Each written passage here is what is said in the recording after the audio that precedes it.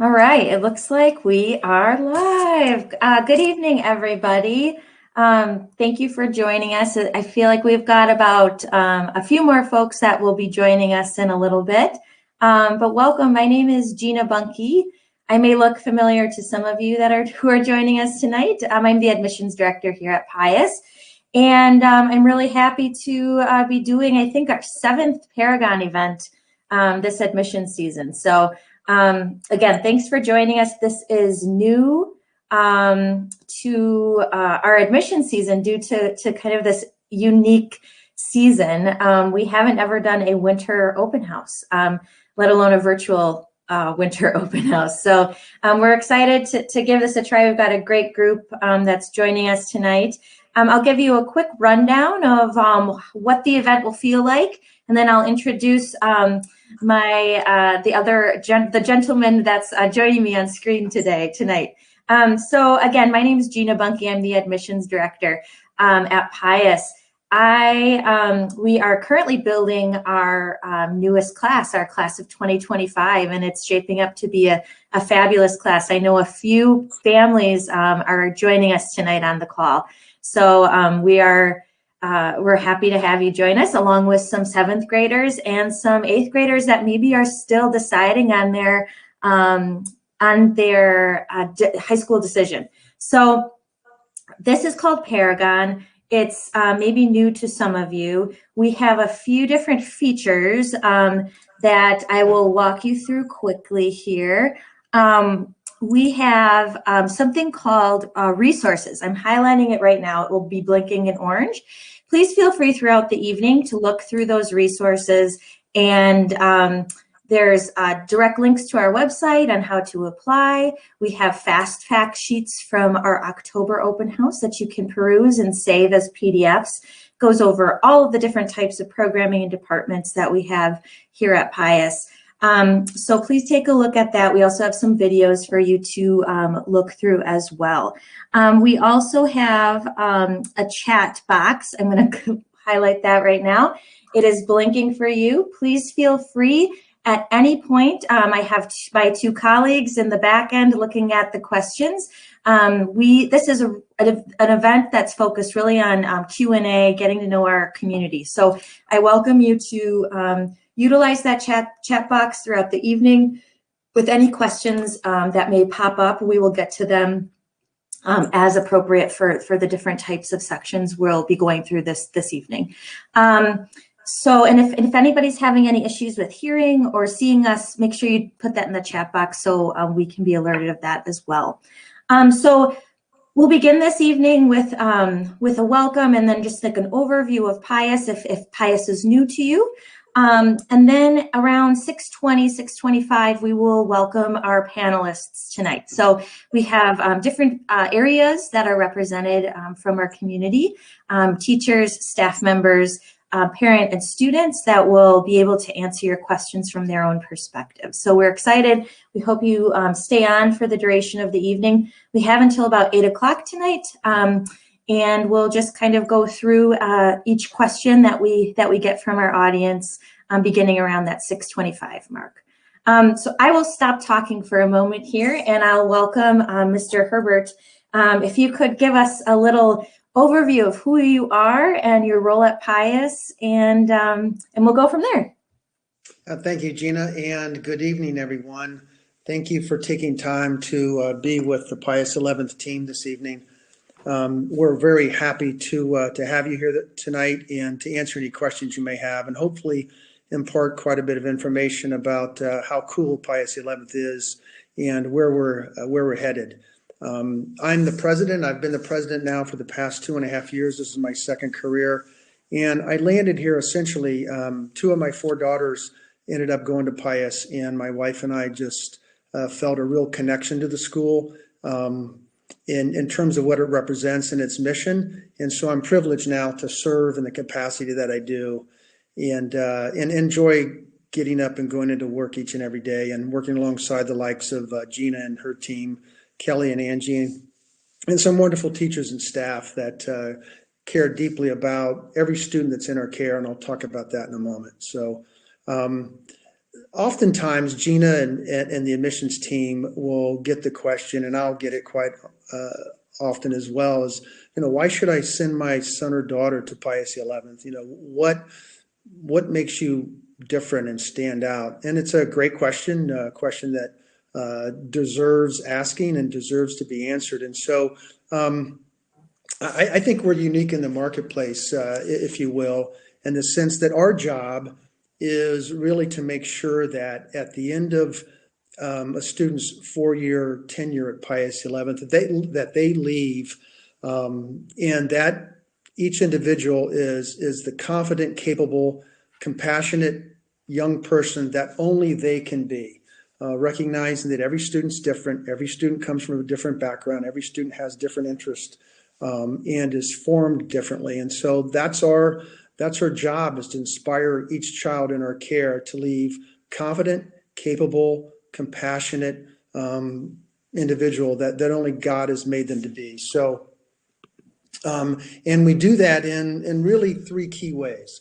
One is what I call a culture of kindness and respect for each young person's unique self. So we recognize, and we have this wonderful mosaic of students in the school.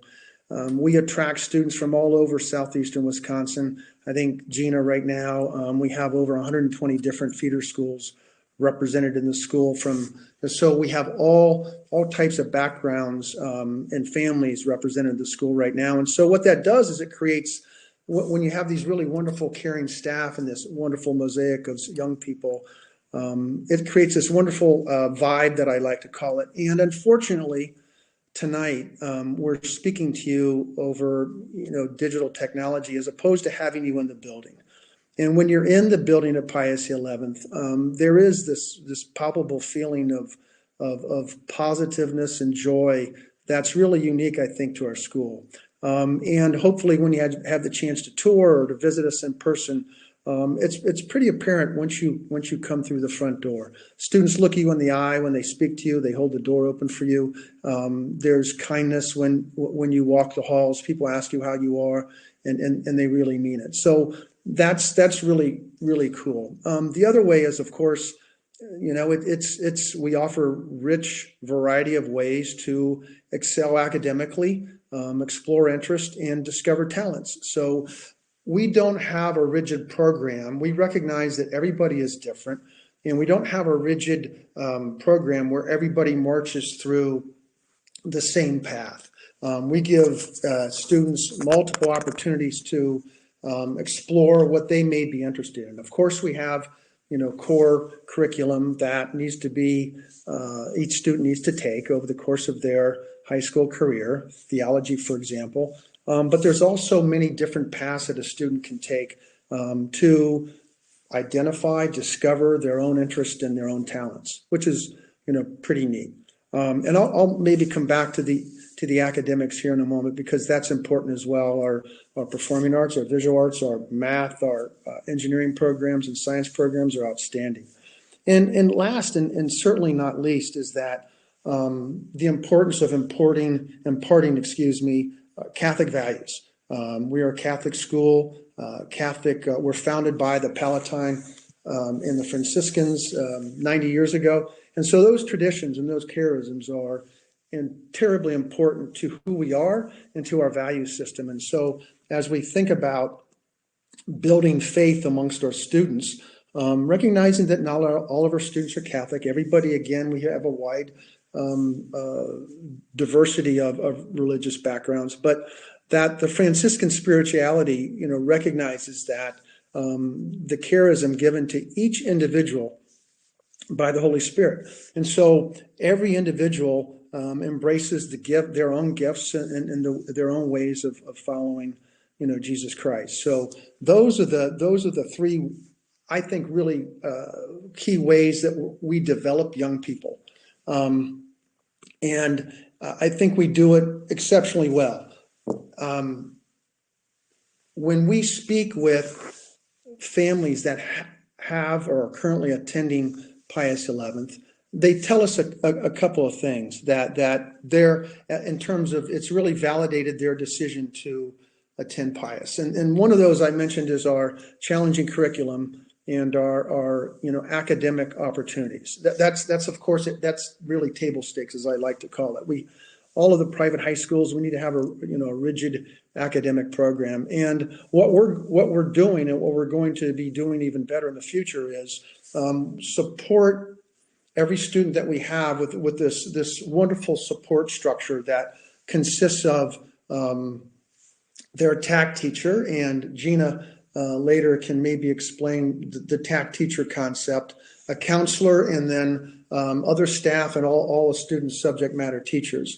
And what we're going to be doing is developing an individual curriculum and growth plan for that student. Again, we recognize that some students come in at different proficiency levels with regard to academics. So what are we doing to develop an individualized education plan for your son or daughter, based on what their needs are at that moment, and then challenging them to grow as much as they can over their 4-year tenure at Pius XI.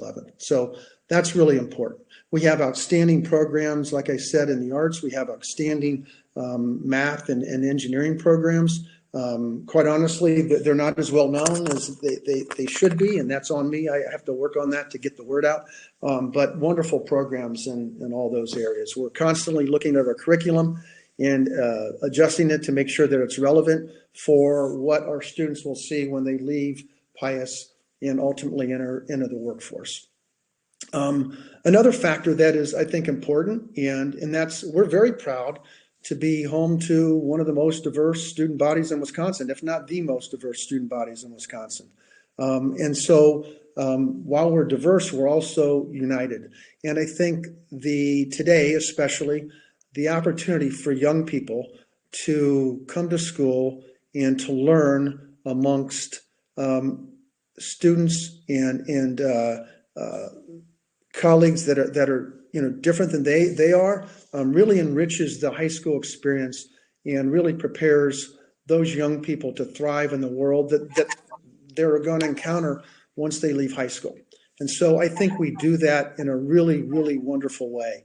And it's one of the reasons that I'm associated with the Pius, because it's part of our mission. And again, I think at the opportunity for young people to learn in a really rich environment, that mosaic of young people that I mentioned is really help shape young people to be extremely successful as they leave Pius and move forward into their future. So, and the other factor also that's neat is there's no pressure to conform to one ideal way at Pius, that there's, again, multiple opportunities for young people to explore whatever they want to do. And so not only that in the classroom during the school day, but also through a rich variety of athletic programs, as well as extracurricular activities. We have, Gene, I think over 25 different clubs that our young students participate in, as almost well as 30. Oh, is it 30? Okay, they're growing every day. And then also, obviously, lots of opportunities with regard to our performing arts. So again, lots of ways for students to get involved, to follow their interest, and to find a way to be accepted by the larger Pius XI community. So the other is that just another item here, and I'll be quiet and see if there's any questions. But we recognize that not only do we need to develop every student academically, because that's terribly important, but also spiritually and moral development is just as important in today's world. So we want, again, no matter what your background, we want our young people to really think about their faith formation. What does it mean to serve others? And so service, having service is going to be is a requirement to graduate at Pius. So lots of opportunities to understand what it means to love one another and to serve those who may be, unfortunate. So that's key as well. And also moral courage. What is moral courage in our world today? And developing someone's, that moral rudder, if you will, in each and every one of our students, to understand that there's lots of people in this world who are less fortunate than we, and sometimes we have to stick up for them. and what does that look like? And so we have those discussions at Pius, and we allow that formation to take place, which I think is really wonderful as well. So I tend to have the gift of gab, so I'm going to stop there and see if there's any questions. And as a reminder, I'll show you where that chat box is. Here it is. I'm highlighting it. Again, if you don't have questions at this moment, that is no problem. We will definitely be covering a lot in the next hour and a half or so. But please feel free to type in that your questions. They come directly to us, so they aren't public. So we can read them as we go through. So again, if anybody has any questions for Mr. Herbert here or myself as we kind of transition into our next section, please type those in now and we'll address them. At this point, Jack, I don't see any questions that have come through. So if there's anything else you want to add, I welcome you to do so before we. Sounds like I confused everybody. So. No. Oh, awesome. I'll hang out for a little bit. Okay, so again, I welcome you to type in any questions that you have, and then we will, if we have some of our panelists joining, if you would like to, you can turn your cameras on, and just make sure that you're muted upon arrival, just so we don't get any feedback. But feel free, panelists, to turn on your cameras and mute yourselves, please.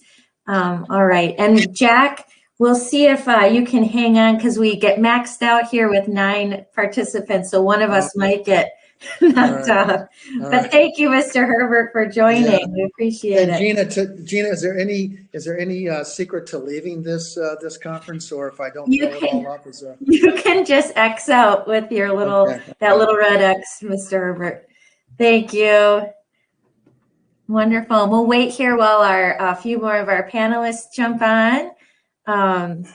It looks like, oh, we have a question here, and I might actually save that question for. Great, you've got questions coming. Some of these questions are perfect for our teachers and our student the student that will be joining us too. She can give you her answer about clubs.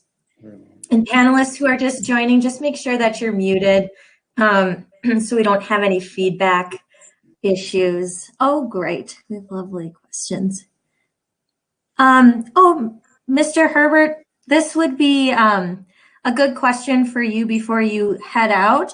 What is our safety plan? And I know we have a few people on here who can share this, but what is our safety plan for COVID? Virtual, in person, or hybrid? If you're able to kind of just touch on that in a more general fashion for people to understand what we're doing. Right. Well, and Ms. Ward is on, so she can also speak to it in great detail as well. A lot of thought went into our planning for the 2020-2021 school year. We opened the first semester in hybrid fashion. So those families that wanted to be virtual were able to do so. Those families that wanted to be in person were able to attend school in a hybrid fashion. We had 2 cohorts. So cohort A attended school on Mondays and Wednesdays, and then cohort B on Tuesdays and Thursdays. The second semester, which just started a week ago on last Tuesday, what we were able to do was to combine those 2 cohort groups. So those families that want to be virtual remain so. Those families that wanted to be in person are now in school on Monday through Thursday. With Friday being a flex day, we have classes those days as well, but also a time for students to have office hours with their subject matter teachers and Tact teachers. So that's real high levels to where we are. I can tell you a lot of these folks who are on the call right now have done a wonderful job of making sure that the school stays safe during this period. So we masks must be worn. Social distancing is really important. So a lot of work has been done to make sure that our teachers and our students stay safe, and we've done a very good job with that since the school year has started. So a lot of focus on it. We have a full-time, what we call COVID employee who does nothing but to make sure she's keeping the school as safe as possible. We're able to stay open. So, and Carol, of course, I'm sure you have a lot to add to that as well. But I think you covered it, Jack. The thank you. general. Thank you both. All right, Mr. Herbert, thank you so much for joining us. Thank you all. If we get any questions directed to you, we will be sure to send them your way. Thank you. And for those on the call, to the extent that you would like to speak with me personally about any aspect of Pius 11th, I think you have access to my email address or phone, and I would really enjoy the opportunity to speak with you more about the school. So I wish everyone a good evening and remainder of the week, and I'll talk to everybody later. Good night. Thank you. Good night. Wonderful. We're waiting on, I believe, one more panelist, but we will kind of move into our next section here. Thank you, panelists, for jumping on. I just ask that when you're not speaking, if you can just mute yourself kind of like we do for Zoom, that would be great. Just in case if we're getting any feedback, I'll do the same thing as much as I can. We will, and that is your microphone where you can mute and unmute, which was just highlighted.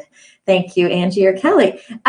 So if you are just joining us as a participant to this Paragon event, my name is Gina Bunke. I'm the admissions director here at Pius. I may be familiar to some of you. I may be a new face for some of our 7th graders or new 8th graders that are considering Pius as a high school option. So welcome, everybody.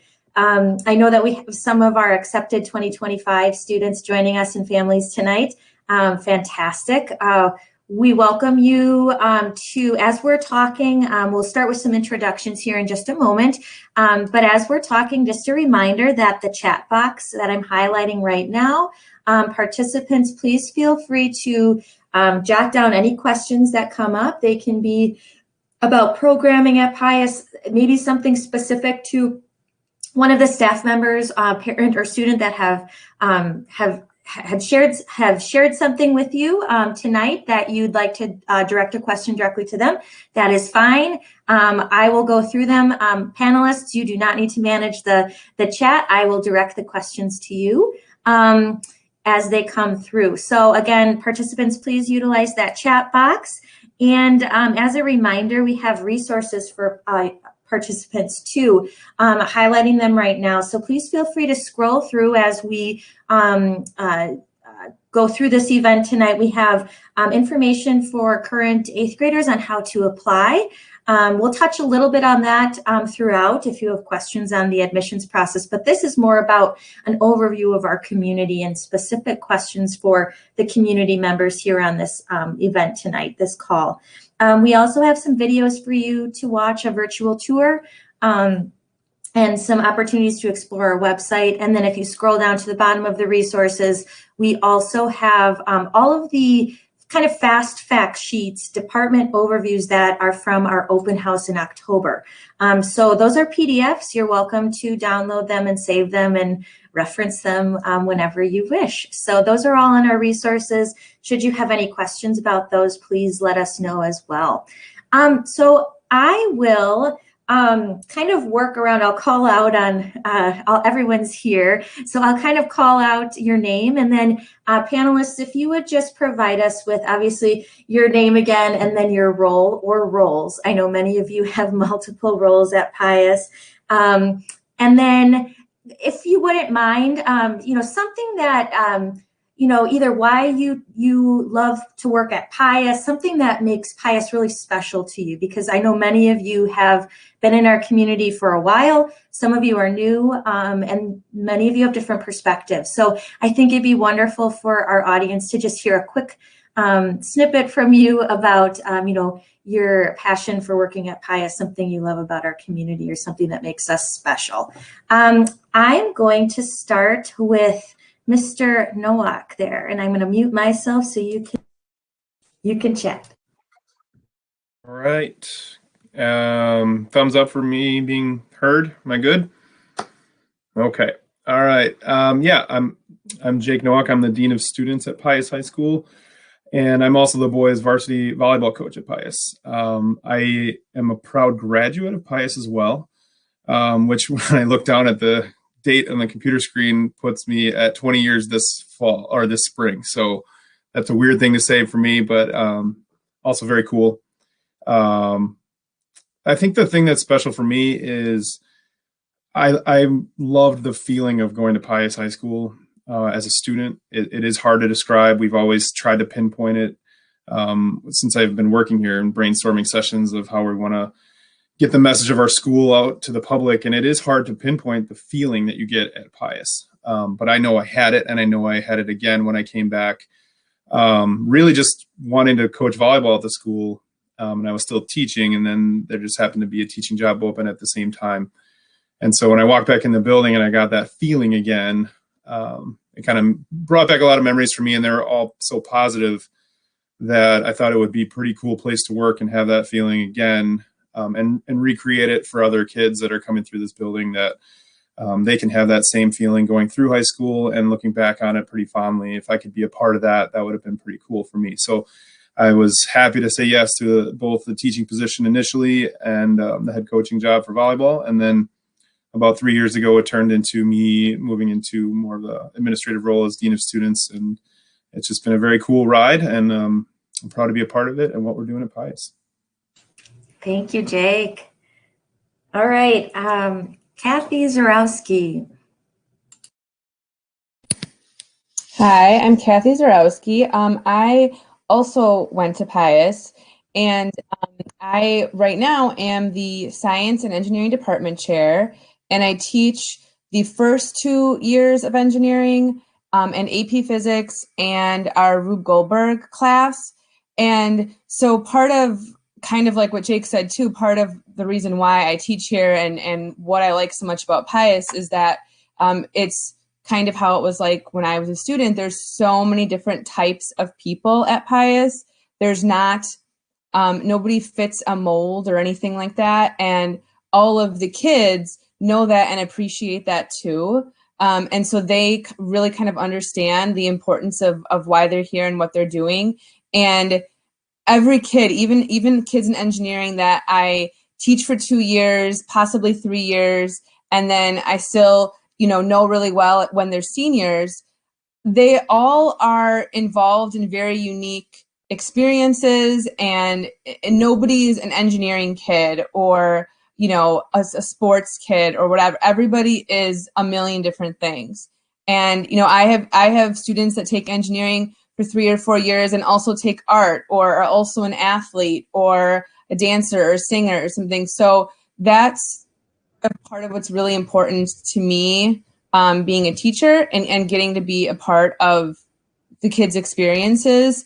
And they really learn and grow to appreciate that by the time they're seniors. And when you're asking them, I guess the coolest part is when you're asking kids that are older, seniors and juniors, to explain, why they came to Pius and what's so special about it. And they can articulate that on their own, is kind of like is the coolest part for me about teaching at Pius. Thank you, Kathy. Kevin. Hello, everyone. Welcome.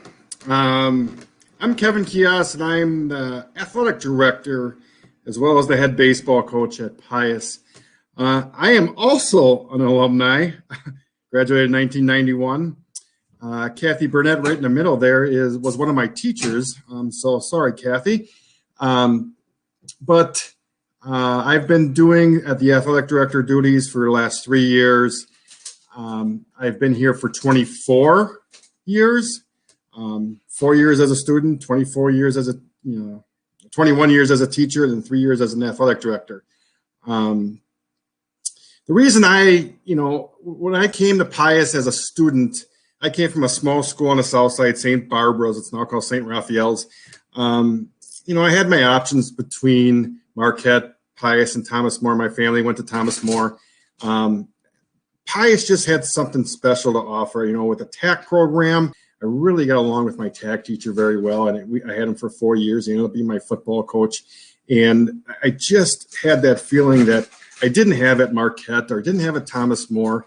I was able to do, like Kathy said about doing multiple different things. I played basketball, baseball, and football, and I was also in art for 4 years. And I really enjoyed, what Pius had to offer as far as the teachers were so one-on-one with me. And it was, and I wasn't a great student by any means, but they always gave up their free time to talk to me and to help me and guide me. And it didn't have to be my teacher. It wasn't my quote unquote math teacher. It was a different math teacher that would help me and guide me through those math problems and those hard, difficult situations. And that's what I loved about Pius. You didn't have to be in a certain class or have that certain teacher. Everybody was so welcoming and helping through everything that we've always done. And that's what was so special about Pius. And, I wanted to give back when I came back, 24 years ago. What Pius gave to me, I wanted to be able to give to our students and my players, going, forward in society. And I just think Pius is just such a special place, and I really enjoyed everything about it. The most enjoyable, and I know Carol's about to talk too, and she's our campus minister. The one thing that I really got out of this was my retreat, my senior retreat.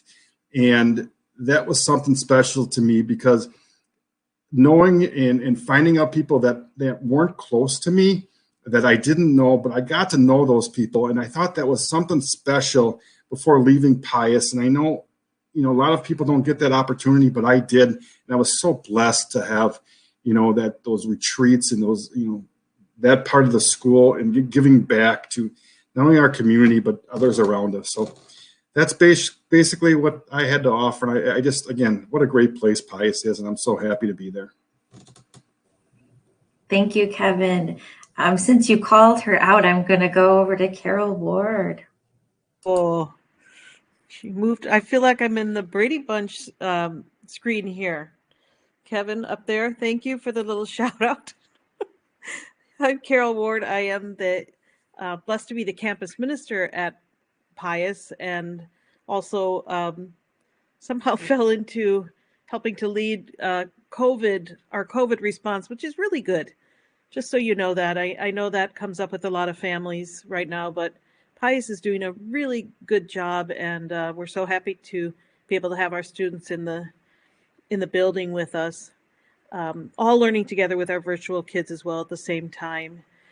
I think that Coach Kihas, who I didn't know was involved in art as well, I'm kind of anxious to see some of his works, hit on something that makes Pius really special for me, and that is that,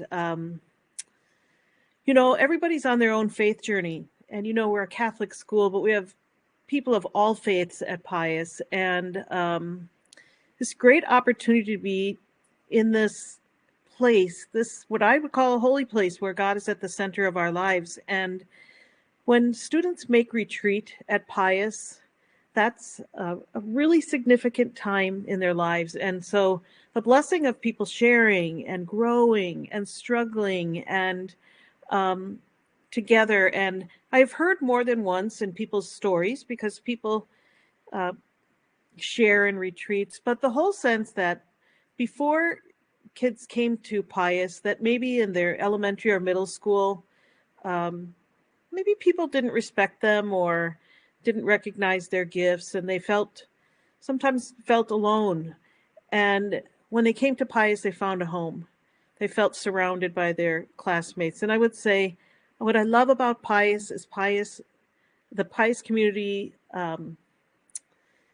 makes God alive in their presence among one another, and really surrounds and supports one another with love and care in the great times of celebration and the very, very difficult times. So that's I'm very grateful for that experience at Pius. Thank you, Carol. I'll jump back up. Kathy B. Okay. Well, let's see. Thanks, Kevin. Yeah, I'm probably the senior member on this call for being at Pius. This is my 32nd year, and just listening to everybody's stories a little bit. I am not a Pius alum, and I was fortunate enough to student teach here, and what I recognized immediately was this incredibly unique place, the larger community, and then also the community within my department, and it really was a place where you really could find yourself, and in the midst of nurturing and cultivating all these really wonderful kids, and within a program that supported what Carol was talking about, everybody's individual journey, everybody really nurturing and working to help kids find their talents, find their gifts, and find their voice with what they want to do. And, the arts are kind of a natural home for that. And anyway, the thing that's kept me here is exactly the thing that I recognized when I first came. It's just the program is, has grown, and, is good as ever. And it's, it's still fun every day, and every year it's fun, meeting new students and bringing them along. It never gets old. And so, my son went here. This has really been a home for me. I love the people I work with. I love the environment. And I think that in terms of students, Kathy was saying, there really is a place for everyone. Kids find their people, and that's just really nice. It really is welcoming that way. We have a lot of kids transfer in for art, and they will transfer from other high schools, and they find friends right away. They find their space right away, and I just I know high school can be a brutal experience for a lot of kids, and I do think Pius has a way of helping people find their niche. And anyhow, it really is. It's really a terrific school. So I invite everybody to join us, because it is. It's been perfect for me for a long time, and hopefully for a little while longer. So, okay, I'm done. Thank you, Kathy. Before we move on to our the last few folks here, I just want to remind our audience members that we welcome you to utilize that chat function, because we will be jumping into, like I said, the kind of point of this event is we want to make sure that you get your questions answered and have the opportunity to ask questions that maybe you've had for a while about high school, about Pius specifically. So again, please make sure that you're sending over those questions. We will make sure that we take note of them and then answer them as we move forward. So again, as they come to you, please utilize that chat function for anybody on the call, more general questions, or if you have a question for specifically like Kathy Burnett about our arts program or about athletics, we've got pretty much every area covered here. So again, get those questions to us. Mr. Gurman. Yes, hi. I'm Steve Gurman. I'm mostly a Pius dad. I did not go to Pius. I went to public schools in Kenosha. And when my daughter got to be high school age a few years ago, I wanted her to have an experience similar to what I had, at least as good as what I had, because we had a strong music program, and a lot of my friends went to Pius, and their kids went to Pius, and they gave me really, really good reports. So we went to see a musical, and my daughter fell in love, and everything from there kind of exceeded our expectations, and it's been really a great experience. Now my son is a junior, my daughter graduated last year. Both of them have really excelled, despite how they did in grade school and middle school. Both of them have really excelled academically, and they've kind of got that self-management piece down now, and they both have really bright futures. But while working with people at Pius, I've had plenty of opportunities to get involved. I work with the Performing Arts, sort of a booster club, the PPP, Parents of Performing Arts group. I'm the treasurer for them. And also, since my daughter and son both had a real knack for forensics, I started judging, and then I became a coach. Then I became a head coach for the forensics team. So that's what I work on right now. That's where my involvement is, which has been great because you get to know how awesome the students are, like Corinne, who's down below me right now. So that's been my experience. It's been real positive. Awesome. And just so you know, if you have questions later on, my experience has been, let's see, my son Joey was on the Rube Goldberg team, and my daughter was in choir and in shows, and my son is in band, and they both have been involved with forensics. So if you have any questions regarding those aspects of things too, I'm your man. Awesome. Thank you, Mr. Gurman. Corinne. Good evening, everyone. My name is Corinne Wright, and I am a senior. The diversity at Pius has truly been one of the best aspects I've seen, and diversity of so many different things.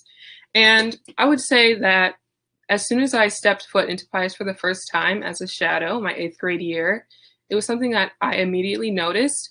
And throughout my 4 years, the diversity has truly shaped my experience. And as I kind of wrap up my experience at Pius as a student and prepare to graduate, I can confidently say that Pius has truly shaped my academic development as well as my social, artistic, and professional development as well. And so as I prepare to embark on the next chapter of my life, I know that I am beyond prepared for what college and beyond has to offer for me. And I can attribute all of that to Pius. Awesome. Thanks, Corinne. Don't remind us that you're going to be leaving us as a student, but I love that you said as a student, so we'll be seeing you around, I'm sure. Thanks, Corinne. I know we'll probably have some great questions directed towards you from your perspective as a student, so we'll get back to you, I'm sure, shortly. And last but not least, Jonathan. Hi, everybody. My name is Jonathan Davidson. I am the Performing Arts Department Chair. I am the Director of Student Productions. I am the theater teacher.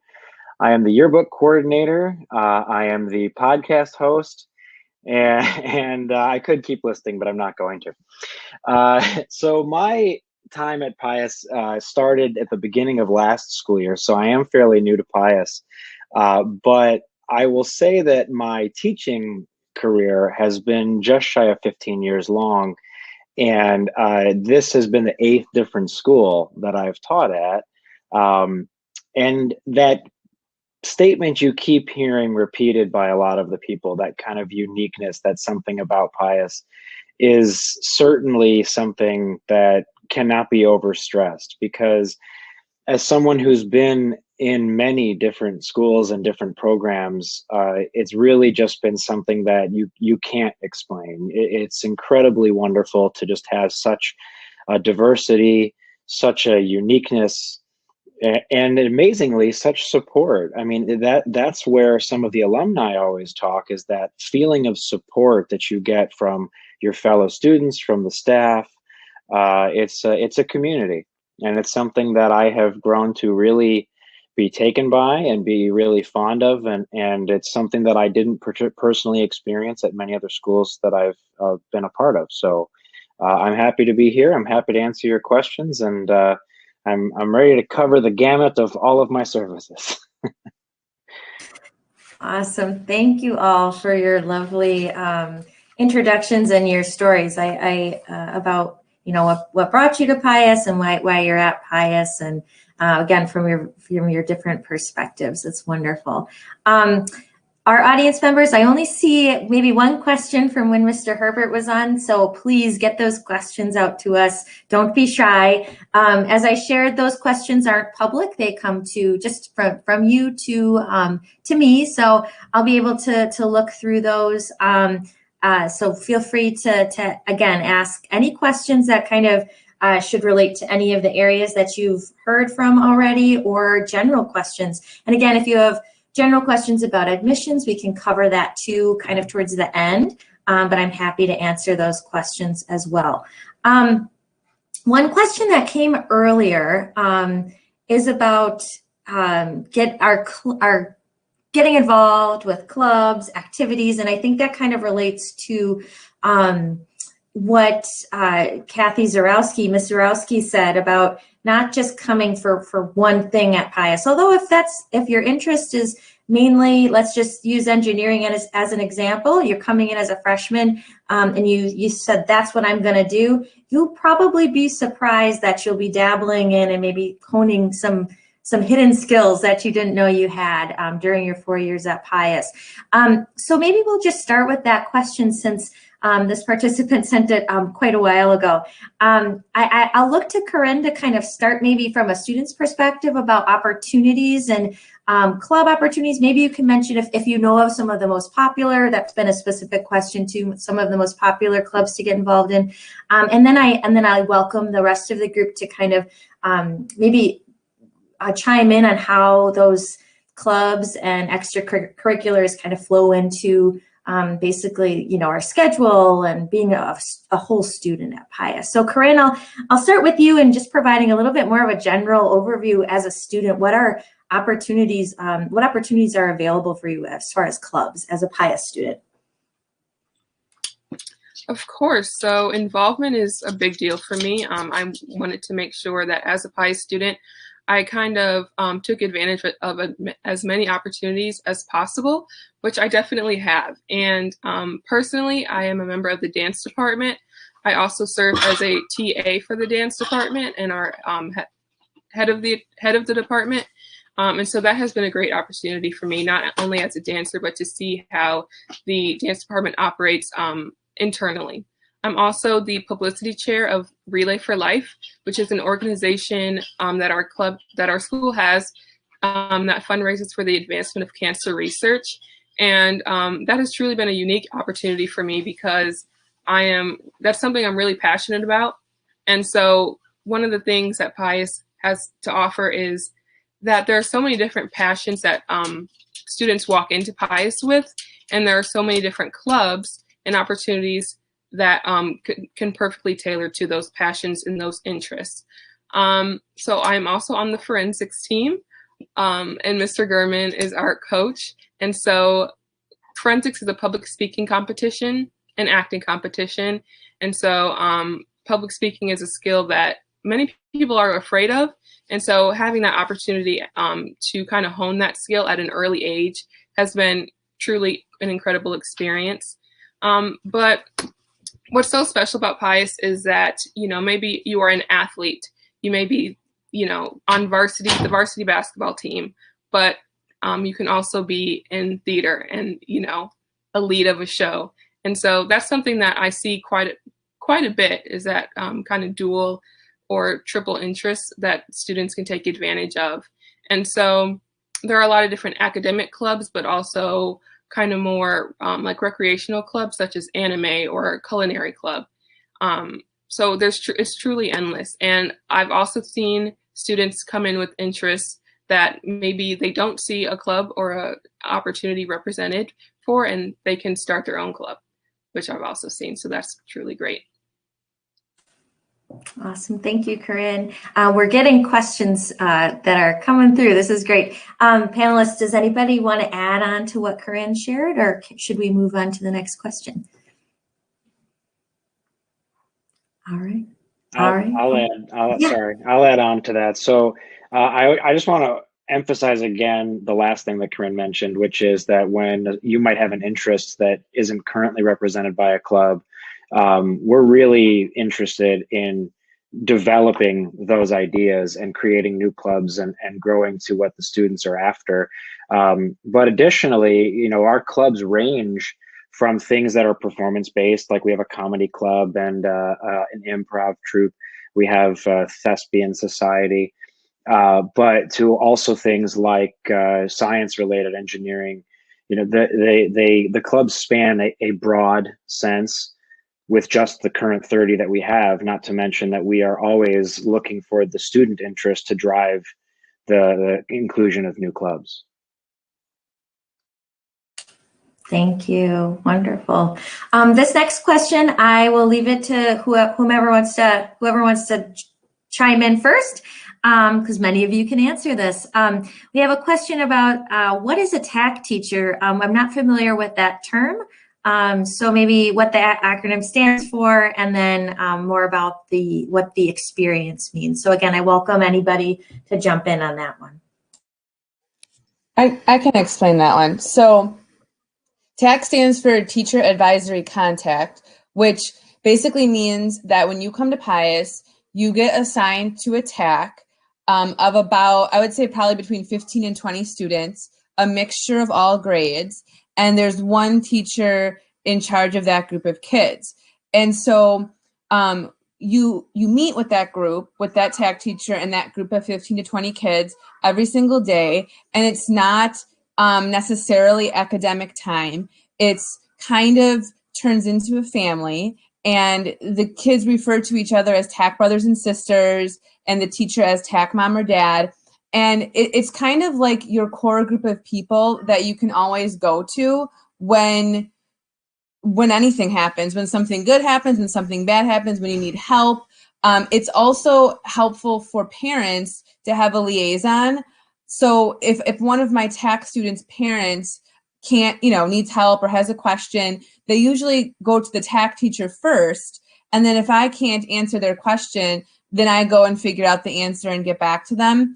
And because they stay with you for 4 years, by the time they're seniors and they graduate, you've known, these group of kids really well over 4 years. And it's actually traumatic for me every time the kids graduate, because I'm so close with them. I've known them for 4 years, and know what's going on in their lives, what they're interested in, what they want to do when they graduate, all of that kind of stuff, and you really become attached, and then they just leave. But then you get new kids, and so it's a really cool experience to have like a small family inside of the school. And in addition to whatever your niche ends up being, those are people that no matter what, they're there for you.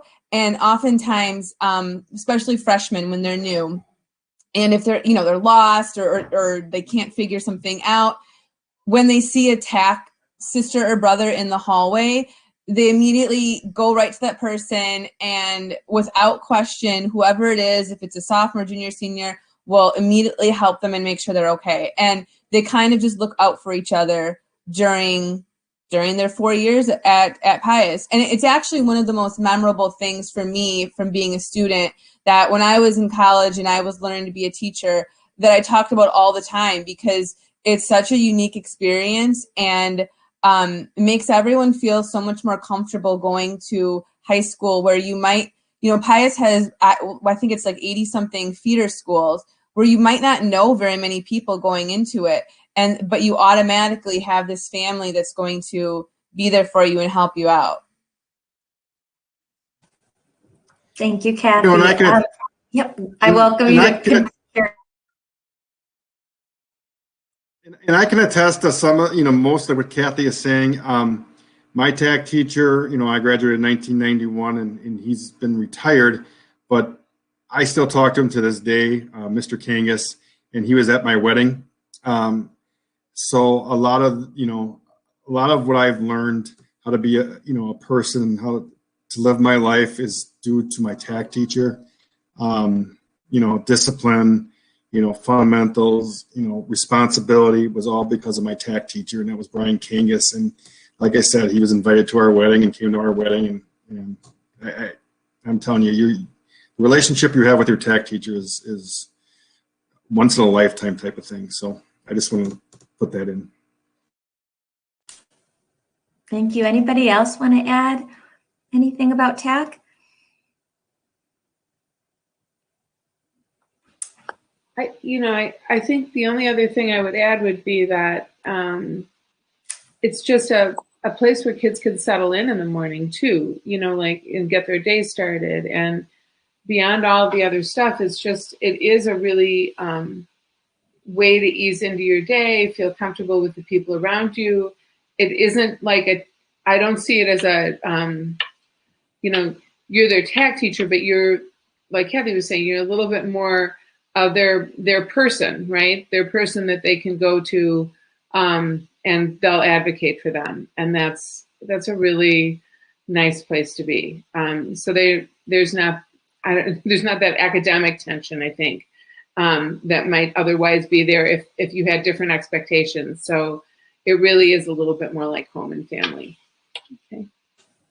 Great, thank you so much. I'm going to start I'm going to continue on with some of the more general questions about Pius, and then we'll get down to more programming. We have specific questions. So we have one here that, thank you for this. It's a kind of a 4-part question. I have to get really close because it's kind of light for me to see. But we have a question on, you know, your average class size, so classroom size, so not freshmen through seniors, but classroom size, and talking about the schedule, which I know might be a little bit more difficult with our current situation as opposed to our typical schedule, but we have plenty of folks on here that can talk about both. So we'll start there.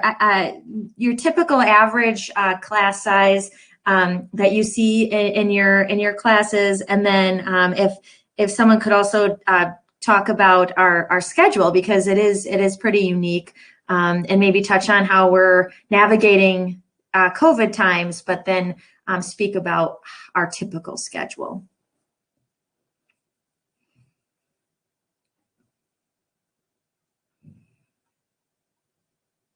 And I welcome anybody to jump in. Okay. Well, I can, go ahead. No, go ahead, Jake. I can talk to you a little bit about my experience. That's one reason, again, when I went to school at Pius, was the unique modular schedule that we went through. Not only Tact, but the modular schedule. And again, I wasn't a great student, and please don't tell anybody that, but I wasn't a great student by any means, but I love the schedule where, you know, you meet 16 mods a day. Back in the day it was 14, but now it's 16 mods, and it's A, B, C, D, and E days. So it's not just Monday, Tuesday, Wednesday, Thursday, Friday. In public school, or the hourly schedule, you had, you know, let's say your first hour is always math. Okay. Now that would have absolutely killed me if I had to go to school in the morning and had math class right in the beginning. I knew that wouldn't have helped me, but in this schedule, I might have math first hour Monday, or A day, B day, and then D day. So C and E day wouldn't have been a time where, you know, I would have time maybe to be a different class or even a study hall. So that's why the schedule is very unique, and a reason I came to school there. It also helps with responsibility. You have to know where you have to go each and every day. I thought that was great as far as helping me. When I was in college, I had to be more responsible and knowing where I had to be at this time. That's what Pius also gave to me with the modular schedule. So that was just my little input on the schedule. Yeah, I think Kevin did a good job of kind of explaining one of the benefits of the schedule. With 16 mods, most of the classes are going to be 2 mods at a time. So between 45 and 48 minutes, depending. And you'll meet, depending on which subject area it is, you'll meet 3 to 4 days a week. And like you said, with different letter days, your schedule is never going to be the same every day. So that is where that little bit of personal responsibility comes into play. And again, Tact teachers come into play here a little bit too, and the culture of the school as well starts to kind of shape kids right away as freshmen and as they get older, because the heavier your workload, or the credit load you could take, you could take 8 classes if you wanted to, and it would be a busy schedule, and you might have less open resource periods or times to go get lunch and things like that than other kids might if they're taking less credits. But it does train you right away to, okay, I have these open periods in each day. what rooms do I want to spend them in? And what teachers should I look up to see if they're open as well, if I need to go get help in a particular subject. And so it's right away you have to start making decisions about how am I going to allocate my time here at school while I have all these resources available to me. And that will be one of the biggest things that you hear if the more you're around Pius, graduates coming back and saying, I was ready for that 3-hour block where I had nothing after my morning class at Madison, and my friends went and did this, this, and this, and I went to the library because I knew I needed to get this done. And I had class at 1 o'clock, and I didn't want to have some weird thing in the middle of the day where I got distracted. So a lot of our kids do learn that stuff right away. And that flexibility in the schedule is really nice for lots of reasons, because yes, some students can take a lot of credits early on and get a lot of things out of the way. And then kind of, they know they want to take a lot of AP courses, let's say as juniors and seniors. And if they can knock out some of the other requirements before they get to those last 2 years, then they can still take a good amount of AP courses that are very challenging and have a little bit more free time in their schedule to have those resources to really put in the time that it takes to do well and study for those classes, and get the grades and the scores on those tests that they want to get. Just to quickly, for the class sizes, it does also depend on year and what subject you're talking about. If it's a core class, you might see 20 to 25 at the most, usually in a room. As the kids get older and you kind of choose more selective classes, you'll see that number tends to go down into the middle teens or upper teens. So that's usually kind of where we would fall. I would think if anybody wants to say anything different, I have seen classes that are even smaller than that. Some AP classes will get into single digits depending on what subject area it is. Yeah. I would add to some of this around, scheduling and use of time. Is something that Jake said about, getting prepared for AP classes is a really important thing, and making sure that you have the groundwork underneath you in order to succeed in that AP class is really important. So, really looking at how you're structuring your curriculum. Sometimes that idea of getting everything out of the way so that you have more time for something can kind of do you in if you are, if you're interested in, Project Lead the Way or the arts or in the visual arts, where you have a really sequential curriculum where you really need that groundwork, freshman, sophomore, junior year in order to be able to do the things senior year that you want to do. So, careful planning is really important.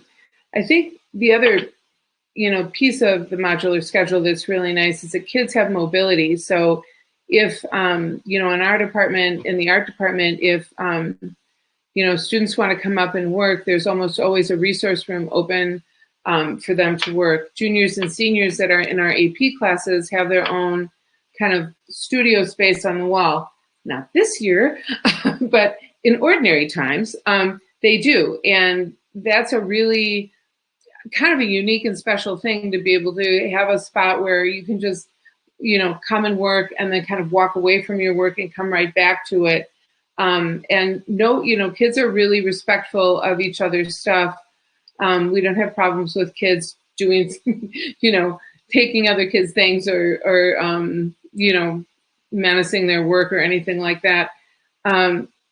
So like having that time and that flexibility, and if they do plan well, they do have extra time in their schedule to be able to access those extra things that they really want to do. I was going to say one other thing about that. Now it's escaping me. Anyway, having a flexible schedule is a really critical aspect of Pius. I think, as long as kids are responsible with it, and that's a thing. And but they have, it really has worked out well. The other thing that happens in that kind of a space is that kids find each other, back to that kind of finding your community, and almost like creating neighborhoods where people hang out, and not only do they get work done, but there's a really strong social emotional piece to that as well that's really important. I'm going to jump in and ask Corinne. Oh, I think there's some feedback there. Corinne, could you, it kind of goes along with the schedule. And it's a question that we got. On average, how many hours of homework would you say? Even, I know that changed probably from freshman year through senior year.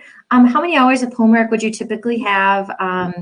And again, maybe talk about how the schedule helped with, managing homework if you were involved with things after school. Yeah, so one unique thing about Pius is that they really strive for involvement and community engagement as well as maintaining academic success. And so I'm a really involved student outside of school as well. And there was a point where I was dancing 6 days a week. And ordinarily, managing that with really heavy workloads would be nearly impossible. But thanks to the schedule and the modular schedule, there are opportunities within the day to talk to teachers one-on-one and go get homework done during the day in between classes with resources and things like that. And so right now I would say as a senior I have about maybe like 2 hours of homework that I do like at home, but a lot of it I can get done during the day, even right now with our schedule, which is a little bit different due to COVID, but I still have ample amount of time to knock out some of the homework during the day, which is super beneficial for every student. Also, one more thing about our modular schedule, sorry, and this kind of goes into class size as well, but with the modular schedule, we have what are called split mods. And so a math class, for example, the whole class will meet on A, B, and C day, but on D day, only half of the class will come in at a time. So the first half, there'll be about 10 kids, and then the second half of the class, there'll be about 10 kids, and it'll switch out. And that way you are working with like a much tighter knit group of people, and you also have time to work one-on-one with your teacher. And teachers will often kind of rearrange or arrange time for one-on-one contact in those mods as well. Can I add something about Tact teachers, Gina? Go for it. So kind of related to, kids and they're choosing their courses and things like that. The Tact teacher is sort of actually plays a huge role in that, because what happens is with my current Tact kids that are, my freshmen, sophomores, and juniors that aren't graduating, what happens is I talk with each of them individually every year around the same time every year about their courses. And so part of what a Tact teacher does, which is kind of like the mom and dad thing, is keeps an eye on how they're doing in their classes and things like that. So as they're freshmen, I'm talking with each of them about sort of what their goals are. Do they want to take a certain AP class at some point?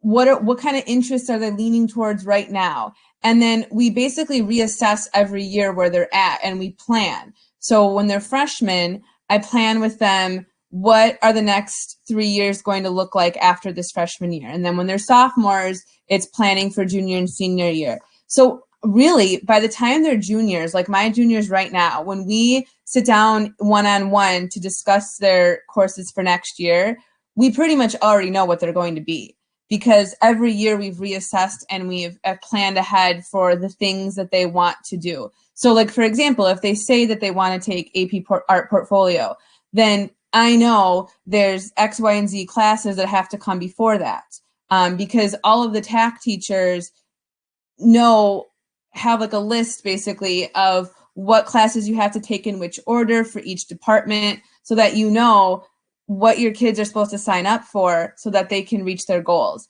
And then it's my job as a Tact teacher to keep an eye on that. And so I have an electronic 4-year planner for every single one of my Tact kids that we go over every year. So pretty soon, probably within the next few weeks, I'm going to start doing that process with all of them. And then that's how they end up choosing their courses too. So I don't know if Gina mentioned any of this at the beginning, but early on, so I think it's March sometime this year, the Tact teachers will all not meet in person like we normally would, but we'll meet on the phone, and we will talk through what are the required classes that your incoming student has to take, what are their options. And again, that all depends on their interest. Certain classes have prerequisites. So if you want to get to here, here's what you need to do first. And that's kind of where the Tact teacher comes into play too.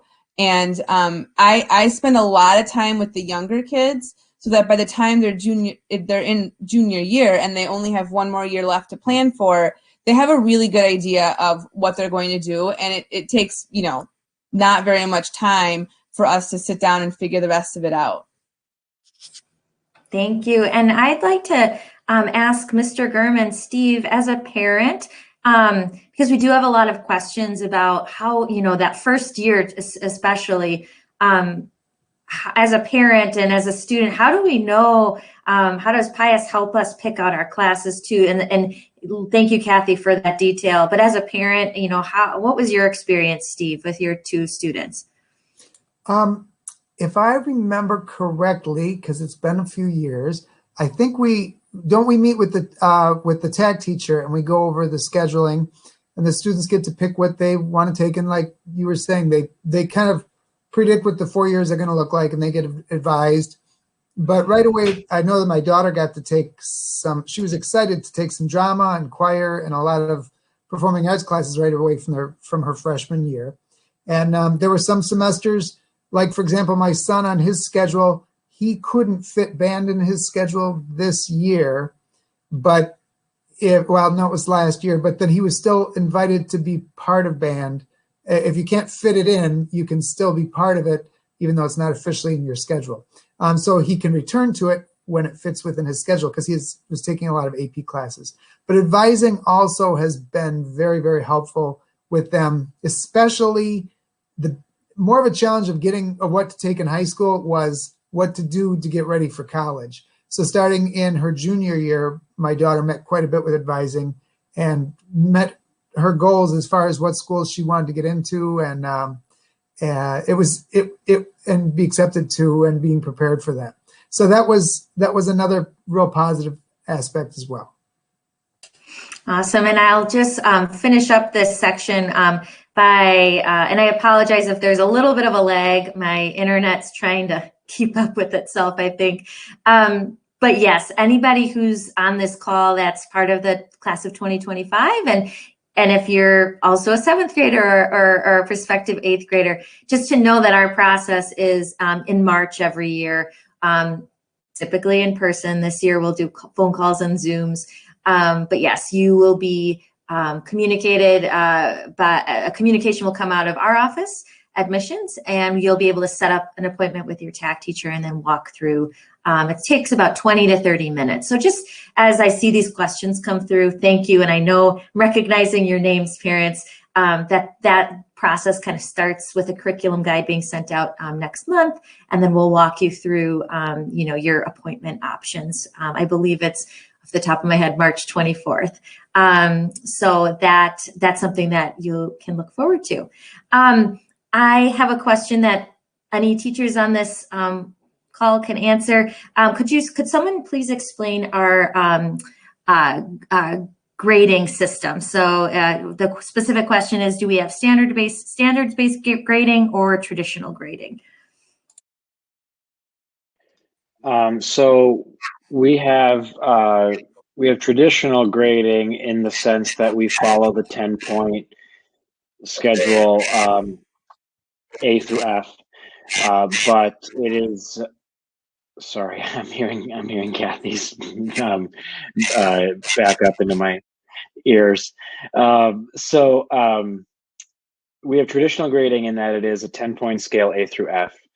But we do, in the core classes, often have the grading based on rubric that matches the standards. Like what is being taught in the course is standards based, and therefore the grading is assigned according. But officially, we have traditional grading, 10-point scale, A through F. Thank you, Jonathan. We have a specific question for Kathy Burnett. I would love to hear about the variety of, and I guess art programming could also be Jonathan. So maybe I'll start with Kathy and we can move to Jonathan. Art programming that is available to students, and maybe some of the highlights. Okay. Well, the way that it all starts is freshman year. If you're interested in art, you want to take art fundamentals as a freshman. It's a prerequisite to the other art classes. And then from there, like, you know, we pay attention to you, right? To see what it is that you are interested in, and also just kind of your own, like how you see and how you're working. We'll advise you, we have this sequential curriculum, so we'll advise you each year as to what courses might be best for you. Obviously, you know, you have your own interests, so we'll try to groom toward your individual needs. The way the program works is, you know, there's fundamentals in the first year, there's figure drawing, design, 3D design, and ceramics sophomore year, and then everything really opens up junior and senior year. Part of the goal is for you guys for kids to be able to build their technical skills and their problem solving skills, their conceptual thinking skills over time, so that by the time you're a second semester junior and a senior, that you're pretty much telling us what you want to do. So, you know, if you're interested in fashion or animation or film or whatever area that you're really interested in, and it could be architecture, it could be car design, you know, it could be graphic design and communication, whatever is your thing, whatever you start to identify, then we'll help groom your portfolio for that. Some of the highlights are that, you know, we enter 2 national competitions every year for our students, largely because that's a place for you to be seen as a, you know, somebody that's committed to their work. It usually requires a whole body of work.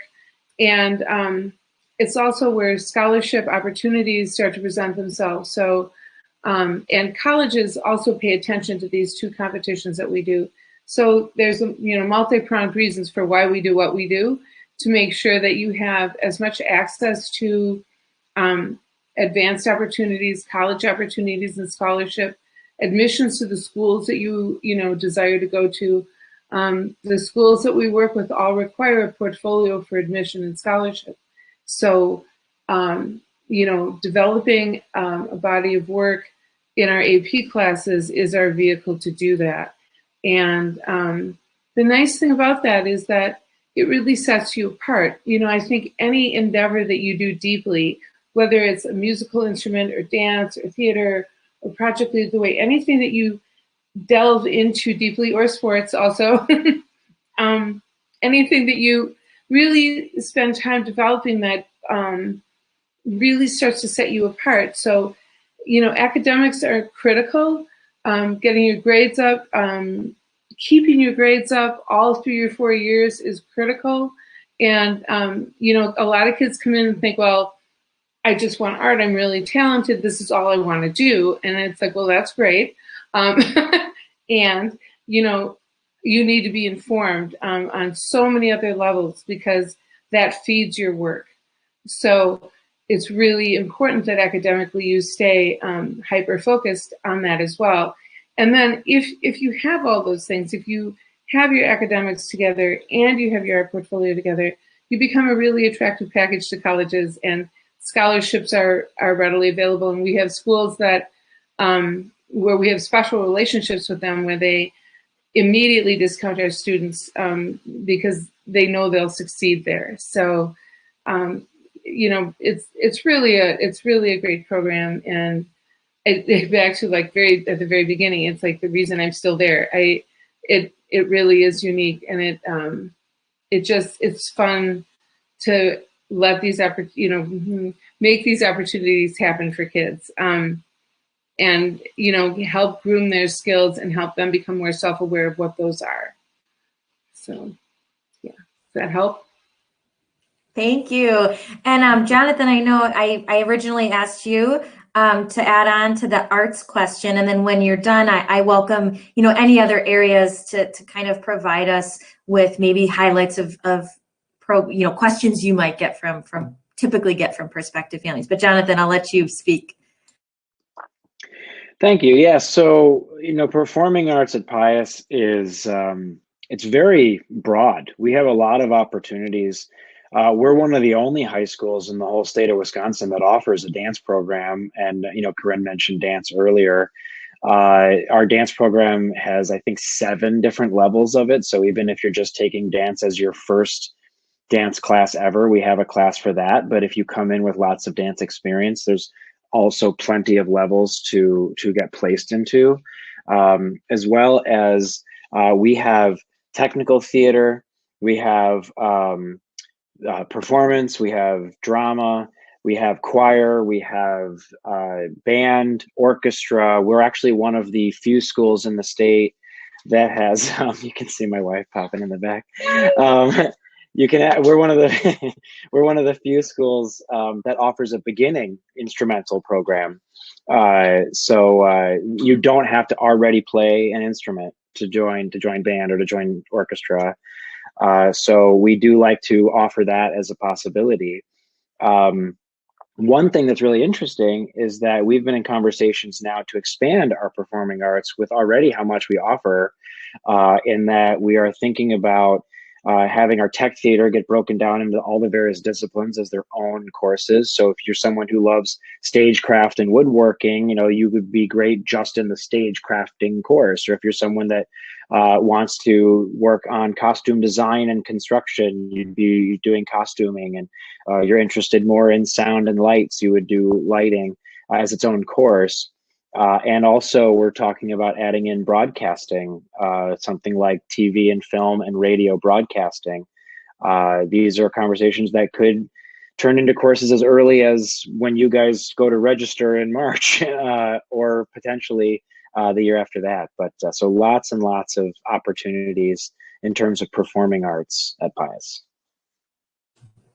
Awesome, thank you. And then just a reminder to anybody else before we switch gears onto another question, if anybody, you all kind of, as far as staff members here, kind of work in specific programming, feel free to provide some highlights for the audience. I can talk about Project Lead the Way, and actually, so Project Lead the Way is a national organization, and there's 3 branches at the high school level of Project Lead the Way classes. There's the engineering pathway, there's the biomedical science pathway, and there's the computer science pathway. So we teach 3 of the engineering courses, we teach 3 of the biomedical science courses, and 1 of the computer science courses. So all of those classes, and actually I should say the computer science class is especially unique because it's a Project Lead the Way class and it's an AP class. So kids will actually take the AP test like in a normal AP class. They'll also take a Project Lead the Way test. And because they've done both of those, their AP course might, get them credit at whatever college, a class, but their Project Lead the Way credit might get them a scholarship or out-of-state tuition waivers. So that class actually has lots of extra opportunities that a normal AP class doesn't have. But so then there's the 3 biomedical sciences and the 3 engineering courses. And all of those courses, even though they all have the title Project Lead the Way, they're all very different, but they all are very hands-on. So the engineering classes are very project-based. So the content that I'm teaching is building up to a larger project that touches on many of the smaller little things that I've taught over the course of the unit or whatever. And then the biomedical sciences pathway is a lab-based pathway. So the most unique thing about those classes is that those kids will get lab experience that they won't normally get in a typical science classroom. They're going to learn lab techniques that some people don't even see until they're in college because they're very specialized, very unique. So the kids that take 1 or 2 or 3 of those biomedical sciences or engineerings are getting a really unique experience in terms of the actual classes themselves, like the day-to-day business. And the engineering classroom, my classroom specifically, is very similar in structure to what Kathy was saying about the art classes and how they run things, where it's kind of like a lab environment where people can drop in and use the time to work. So for example, now obviously this is totally different right now, but in normal times, if I'm teaching a class, let's say, and there's 15 kids in my class, that means that I have about 5 open computers in the back of my room. So any of my engineering students, if they happen to not have class during that time, but they need to work, they come into my room and they sit in the back and they work on their projects or assignments or whatever it is while I'm teaching another class. And it's kind of like an open lab format where kids can come and go during those open mods that we were mentioning before. So most kids that end up going into engineering because, you know, in college, because that was what their interest was, oftentimes they report back to me that the nature of it being like a college environment really prepared them for taking college classes, taking college engineering classes, college science classes, where your teacher isn't telling you what to do every single moment of the day. You have to navigate that on your own. Thank you, Kathy. Anybody else want to add on to this section? Otherwise, we will move on to a few other questions here.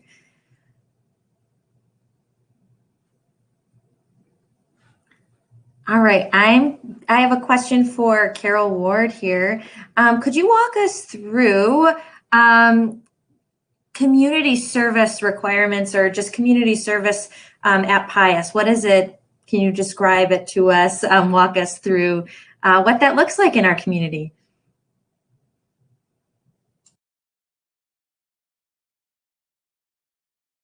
Oh, I think you're muted, Carol. Oh, I just said all the best stuff.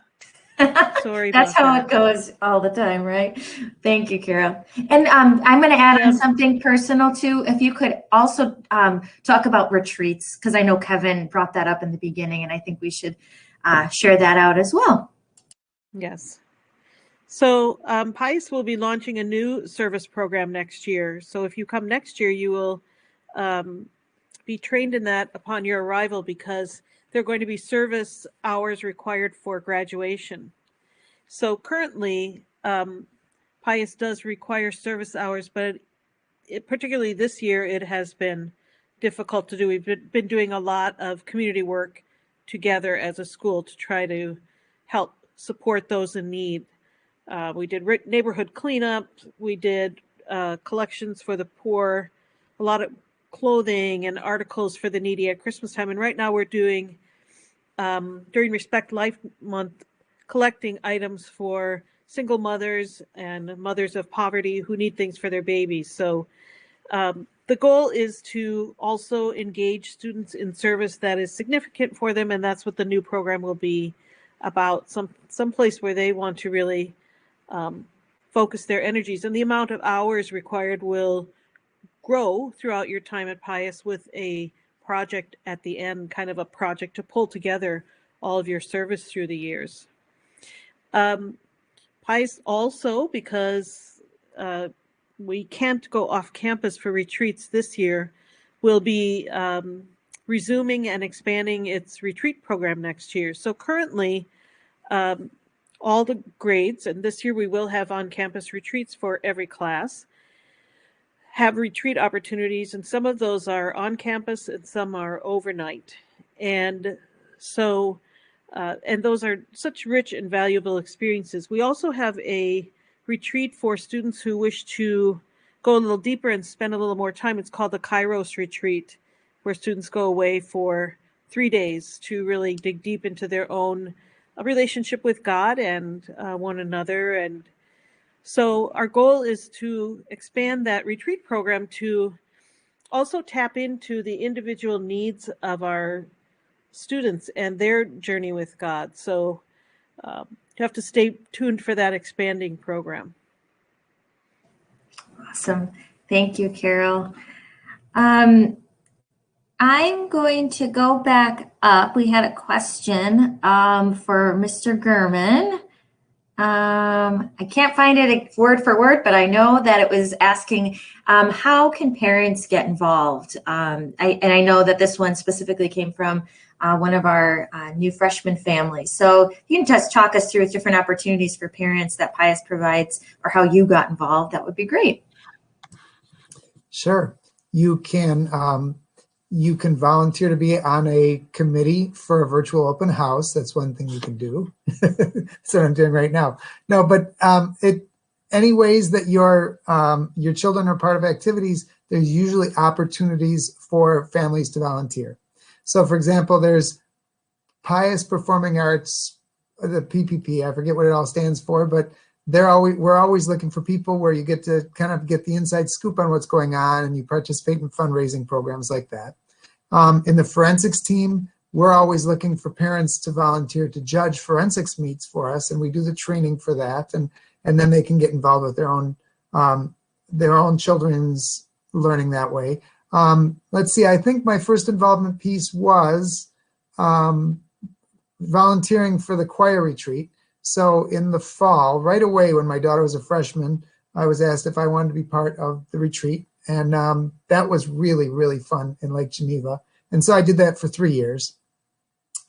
So there's a lot of opportunities. Just keep your ears open. And what's really nice about it is you get to know your children's friends. You get to know the other people on the staff. And it kind of sets you at ease of what's really going on at the school. Awesome. And I just reread, was that Jonathan that was jumping in? Yeah. This kind of relates to you too. So the question was specific about clubs or an example of like getting involved with set for dramas. Carry on, Jonathan. Thank you. So the PPP stands for Pius Parent Producers. It's our theater and performing arts booster club. There are a lot of opportunities for parents to get involved specifically with performing arts. So we're always looking for help. In terms of set building specifically, which is where that question continued, we have 5 productions a year that we do in a normal year. And all of those productions involve set building. We do have a tech person on staff who kind of handles that in terms of the overarching umbrella, but always looking for people to come in after hours, after school hours, and help with construction. We didn't do this last year, but we will be looking in the future to be doing like Saturday marathon builds for bigger sets, especially our spring musicals that we will do. Those will require a lot of help and assistance from parents. But other volunteer opportunities that aren't actual manual labor of building sets are always appreciated in terms of just someone to work a table, a concessions table at a show. We're going to start looking into merchandising for Pius Performing Arts and having a merchandise table, and having those volunteers that will sign up and say, yes, I'm going to come help out is something we're always appreciative of. Another thing, I was part of building the set for Greece, which was a lot of fun. I had one Saturday in there spending a few hours building so that when you're watching the show, you can say, I made that shelf right there. But another thought is to raise funds for groups like forensics and for the parent producing, performing parent. I can't remember what it is. But we sometimes get to have volunteers work concessions at basketball games and basketball tournaments in the field house. And that gets to be a lot of fun too. Thank you. One other thing we have is there's a Pius Parents for the Visual Arts as well. And on Wednesday nights, we open up in normal times. On Wednesday nights, we open the studio, and we have our parents come in and they do all the matting and acetating for our students for exhibitions and competitions and for AP. So we have a core group of parents that have been with us. Their kids have graduated. A bunch of these kids have graduated years ago. One mom has been there for 12 years. And every year we get more new parents coming in, and they're a self-training group. They're completely independent. And it's really nice because one of the things that they like so much is that they're able to sort of share stories about where their kids have gone to school and the opportunities that they've had through the program. So it's it's just a really nice community, and it's another opportunity to volunteer. And it's just a couple of hours, like 2.5 hours a week on Wednesdays. So yeah, there's one more thing. Thank you. And then in athletics, Jake and Kevin, if you want to tag team it, or if one of you'd like to talk about I know a lot of our parents are involved in your world as well. Yeah, absolutely. I know Jake can attest to this, and I know we have 23 sports at Pius. We just added 2 new ones in hockey and bowling. But all of our parents are really involved. We strive ourselves on communication is pretty big. We want our parents to be obviously involved. It takes a lot off our coaches' plates when the parents can be involved and will be involved. You know, I know, like Jake, I always call my Pius baseball family. We always refer to Pius baseball as a family, and it's starting to be something that we really strive to do. You know, through prayer and through communication, we try to get enough of our parents involved, where we can do a lot of different fun things with all of our families, freshmen all the way up to seniors. But our parents love to volunteer their time. They love to take on fundraising responsibilities, team trips, stuff like that, awards, banquets, senior nights, you name it. They love to take charge, and we love that. We think, you know, even when we run open gyms or something like that, you know, we invite our parents to show up and be part of that. We like our open door policy, and that we want our parents to be involved in their kids as they grow up. So that's one thing that we really strive to do in athletics, is to make sure we're one big, you know, happy, I don't want to say happy family, because it doesn't always happen that way, but we want to make sure that we all communicate with one another and make sure that it's a great experience for everybody involved. So, yeah. Jake? Yeah, I'm just building off that. As the boys varsity volleyball coach, you have a parent meeting right away and try to loop the parents in as much as you can about what's coming up and what we might need help with. And as soon as they hear the word, help, so many of them just jump forward of what can I do, or I can help organize. And everyone's got these different strengths and ideas that I just wouldn't come up with on my own. So just getting that dialogue going, and then maybe directing it just a little bit here or there about what we can and can't do or shouldn't do. And then the parents just fill in accordingly. Just thinking, senior night is a great example of that. We didn't have a lot before I started here as far as doing anything for the seniors that was special. And then, more conversations that I have with the parents, and this, mom is really good with graphic design, and she can make these awesome posters, and another one's a photographer. So they kind of teamed up and made these incredible posters for the kids every year. And their kids are going to be done. So they're going to come back and do it again for us for pretty much free. And so just little things like that, it just goes to show how awesome parents are willing to go, not just make it special for just their kid, but everybody else is involved too.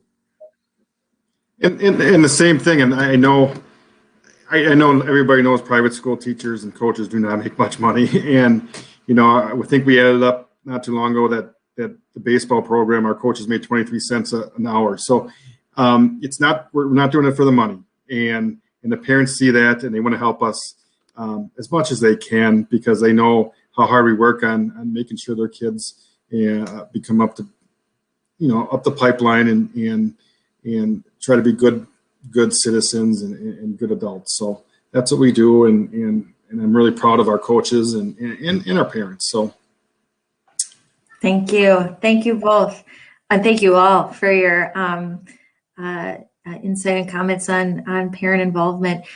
There's a great question that came kind of towards the beginning, but I wanted folks to hear about TAC, about course selection, about involvement, and then come back to this question to kind of see how it comes together. It's directed towards Corinne as a student, but if you could kind of share a little bit, because again, we have a lot of new families that are joining us tonight. So if you could walk us through, how your experience was during your first year at Pius, if you can go back to that day and that time, Corinne. But I know you'll probably touch on many of the things that we discussed tonight. But yeah, so if you could just kind of share a little bit about those first few days, and then maybe how you ended, freshman year, how it started and how it ended, that'd be great. Of course. So one of the most memorable Pius experiences I've had is freshman orientation, and just getting orientated with the new community, new environment, because it can be scary. But Pius really did a great job of ensuring that I, as a freshman, and everyone else in my class, had an opportunity to adjust well and get to know as many people as possible in the new community that they're in. And so that's the memory that I'll always have. As a senior, some of my friends that I met at freshman orientation, we always look back at it and laugh, because it was just such an amazing and fun experience. Another great thing that Pius has to offer through our theology department is what's called Big Buddy. And so it's a class that seniors take, a theology class. And basically they are paired with like a small group of freshmen, and that senior kind of mentors them, and they meet once a week with them to kind of also adjust, and just being able to have an upperclassman to look up to and to gain advice from is super, super valuable. And I'm still super close with my big buddy. And so that's something that's truly, truly, truly incredible. Also, just as a high schooler, and as a freshman, there were certain classes I was in that had upperclassmen in them as well. And so kind of that, mix amongst classes, just being able to meet other people has been great. But I would just say, like Tact specifically, I met some of my best friends through Tact freshman year. We're still super, super close. And so that just goes to show how important Tact is and how unique it is. Because, right as a freshman, Tact will make a long lasting impression on you as a student and as a person. And so, but just really getting involved right away, right off the bat, because high school goes like that. 4 years, nothing. It went so fast. And so really take advantage of all the opportunities that are presented to you as a freshman. But I would say, like, from start to finish of my freshman year, it was quite the learning experience, and just adjusting to the new environment. Awesome. Thank you, Corinne. We have about 16 minutes left until 8 o'clock.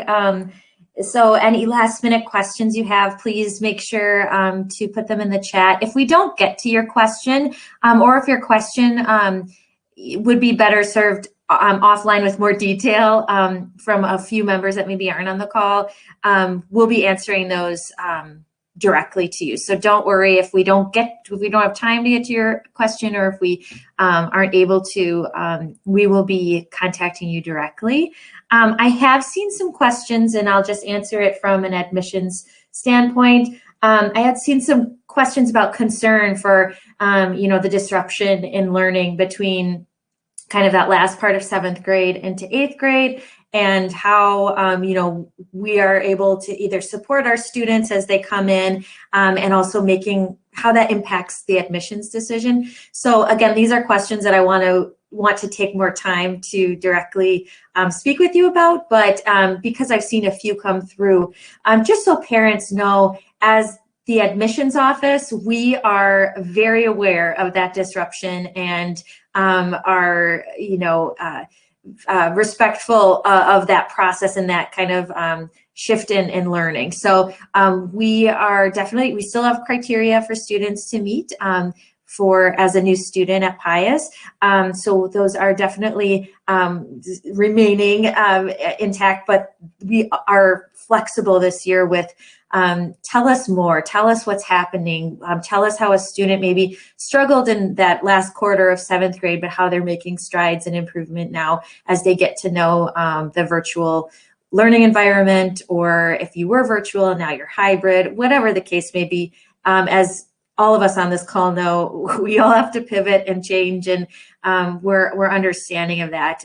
So again, as long as a student is keeping up with their grades, working hard, and a parent is being open with us as far as what's going on, that we take that into consideration. So I hope that eases some of your minds. Also, we, Kelly, Angie, and I are your admissions team. We are often in very close conversation and contact with feeder school principals, feeder school classrooms, and then you as the parent, just to get a better idea of what's going on. So we're not pretending that there hasn't been a disruption when we know there has been. So we'll again address those a little bit more in detail offline, but I just wanted to touch on that since that came through.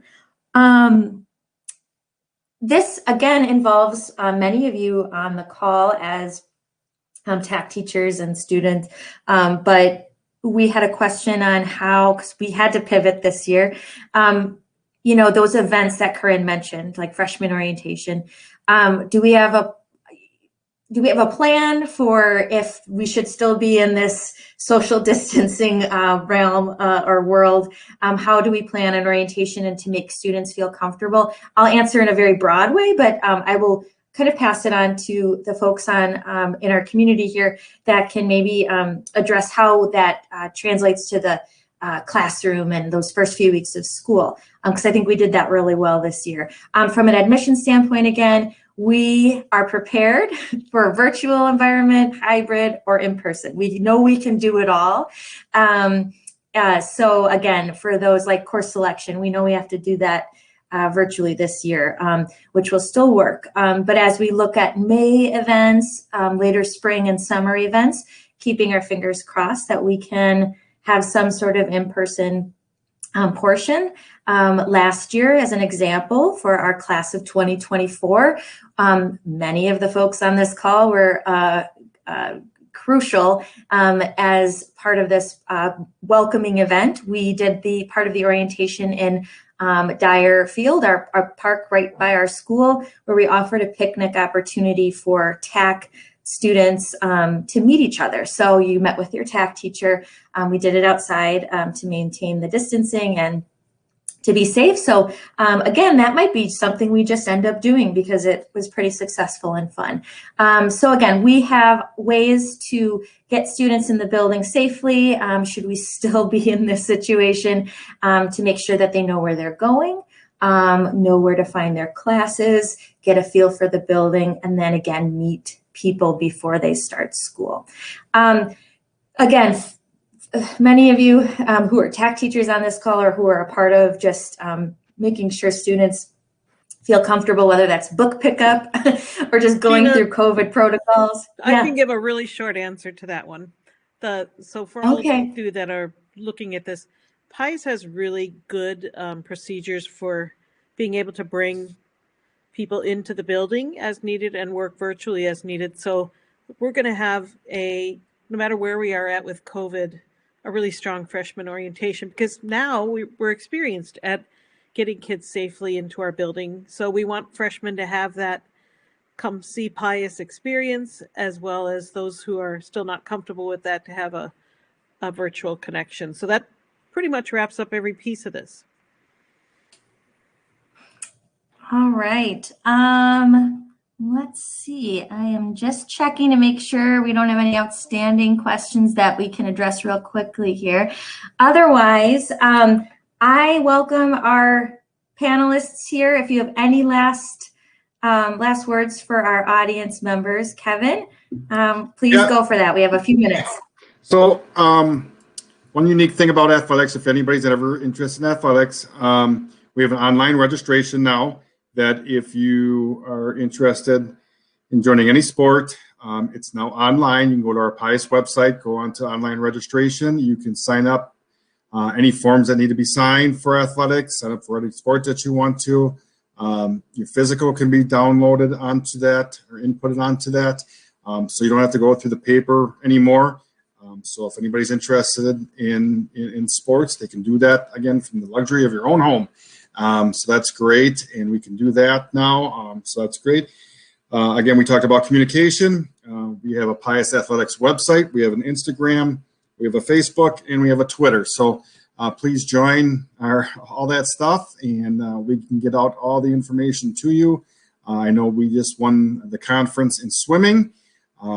We do not have a pool. I don't care what anybody tells you. We do not have a pool. So it's not on the 7th floor, so don't let anybody fool you. But our PG2 swim team won the conference this last week. We've had plenty of conference championships won, and we can talk about that some other day. But again, just look at our online registration if you're interested in athletics, as well as all of our social media pages. So thank you. I just wanted to say, coming into Pius too, don't feel like you have to be good at art or have experience or anything. All you have to do is be interested. And we start from scratch. So, we move you ahead really quickly, and that's what's really exciting. You start to see how good you can be. We really can train this skill. So that initial class in art fundamentals, we teach you to draw realistically from observation, from looking at something. And it's a teachable skill. So, I think about it kind of like athletics. You can learn to ride a bike. You can learn to hit a baseball. You can learn all these things, right? You can learn this too. So if you're interested and it's something you've always wanted to do, if you haven't really had the opportunity or haven't really been taught, or somebody that has been mean to you about it and you'd like to prove them wrong, join us, because this is it's a good place to meet. It's a good place to meet new friends and test the waters. And one other thing about what I think about freshman year is I think it's a good time to test the waters. I think it's a good time for you to invest in some things that you're really, really interested in, and then take the time then, as if something is a fit, grow that. Spend 4 years developing that. Versus like a potpourri kind of a thing where you just do a tiny bit of everything, is kind of like, pretty soon you really don't have much to show for that. So dive in. And that's my little bit of advice to you, but join us. So. Thank you. Anybody else? I think Kathy just said something that was just, it is a very pious thing to say. I'm just looking around at just this small group of people, and there's so many people just on this call that are really good at what they do and working with kids, whether it's coaching or teaching. You can take, any one of these people could take a kid who is, just new at whatever their particular area is, and given time can get that kid to do something incredibly special. So it really is every department in the building and every athletic team, every club, that there's somebody special that's leading it and is willing to put in the time with your kid to really pull that potential out of them and give them opportunities to be challenged, to fail when necessary, and to find a way to experience success at the right time and in the right place at the right pace. All of that stuff is just kind of built in because we just have great people here, and the kids kind of sense that right away. So you guys don't be scared of trying new stuff here, because everyone who's here is here to see you to flourish. So. Well said. Thank you so much. One last reminder for our participants. I am highlighting resources. For most of you, it should be on the left. If you're looking at a desktop, if you're on your phone, it might be a little different. Even if you don't access these right now, you can log back in with your login information and download the PDFs, look through the links. So I definitely welcome you to go through those resources. Again, there are department overviews, links to videos. I also just welcome you to visit our website if you have not done so, and explore. We will be following up with everybody that's participated tonight again, if we didn't get to your question, we will address that to you directly. Otherwise, just letting you know who you can contact for questions. So look for that information from us in the next day or so. But otherwise, I thank you, panelists, for joining us tonight. We're so lucky to have you at Pius, and I'm so lucky to have you join us tonight. So thank you for taking time to be here. Our audience members, thank you so much for joining us. We very much look forward to our continued work with your families if you are joining us next year. And if you are just starting your high school search, please continue to reach out to us. Join us at these events. They will continue throughout the year. And we just look forward to a great future with you. Thanks, everybody, and have a good night. Bye.